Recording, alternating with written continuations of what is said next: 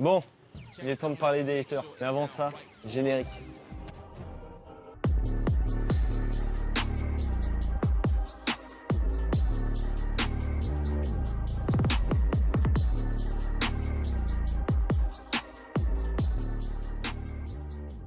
Salut la team, donc pour ceux qui arrivent sur cette chaîne, moi je m'appelle Charles Denis, je suis coach de vie pour les entrepreneurs qui souhaitent se maintenir en forme au quotidien. Avant de poursuivre dans la vidéo, je t'invite à t'abonner à la chaîne pour soutenir mon projet, référencer la vidéo et qu'un maximum de monde la visionne. Tu peux laisser un petit pouce bleu aussi, ça me fera plaisir. Tu me le sais peut-être ou pas, mais je me suis occupé de mon meilleur ami pour sa perte de poids concernant les championnats de France de boxe. Ce qui a découlé sur une transformation plutôt impressionnante. Tu peux voir Mathias avant et tu peux voir Mathias après.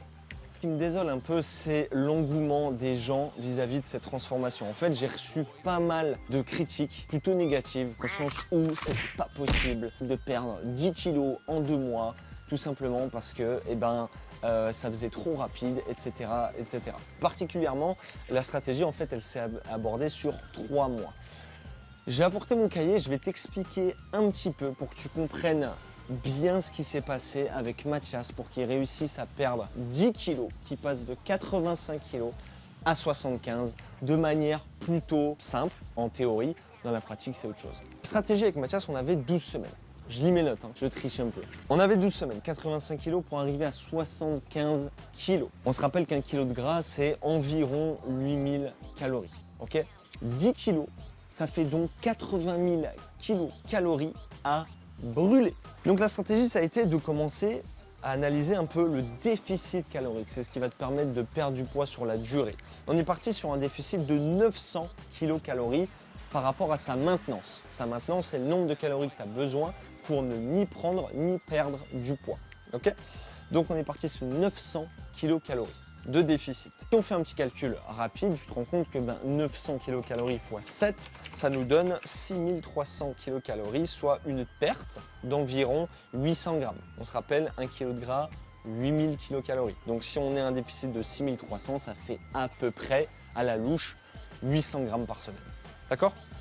Si on fait 6300 kilocalories x 12 semaines, donc la période à laquelle je me suis occupé de lui par rapport à la durée du combat de la pesée, on est à 75 600 kilocalories. Donc,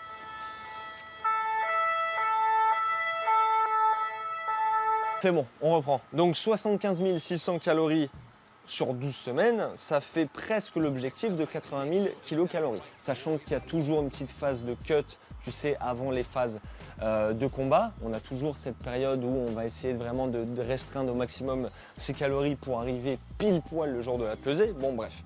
Si on fait 0,800 kg, donc 800 grammes, x 12 semaines, on arrive à 9 kg 600 de perdu. Donc, c'est possible. Encore une fois, c'est un déficit qui est plutôt agressif. On est dans un déficit qui est de 900 kilocalories, donc c'est un petit peu plus agressif que la moyenne, mais c'est possible. Donc, pour tous les haters qui me disent « Ouais, là, c'est pas possible », renseigne-toi, gamin. Je remets mon téléphone en place ou je vais m'énerver.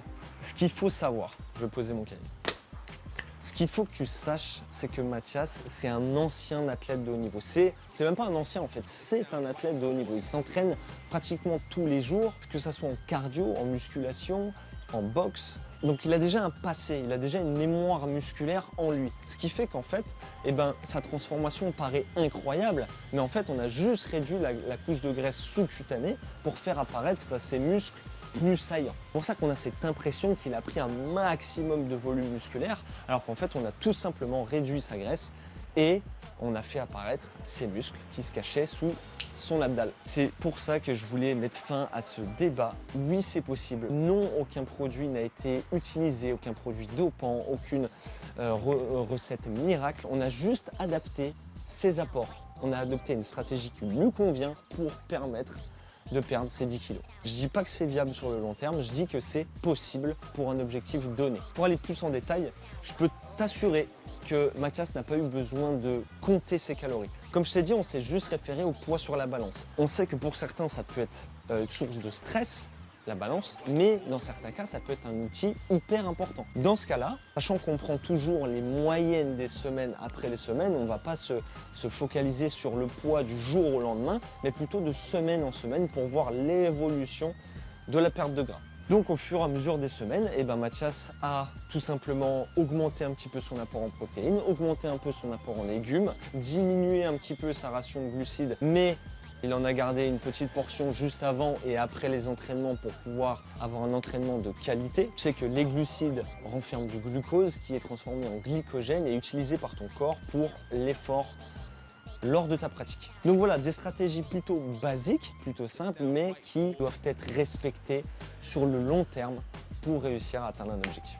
Donc si toi aussi, si tu es comme Mathias à vouloir perdre un maximum de gras en 3 mois, sachant qu'il faut que ça soit durable, encore une fois je le répète, on n'est pas dans un concours, il faut que ça soit durable dans le temps. Et moi je peux t'aider à atteindre ton objectif, que ça soit en termes de performance ou en termes de vie personnelle, vie professionnelle, je serai là pour t'aider à atteindre ton objectif. N'oublie pas de t'abonner à la chaîne, laisser un petit like et me mettre un commentaire pour me dire ce que tu as pensé de cette vidéo. Ciao ciao!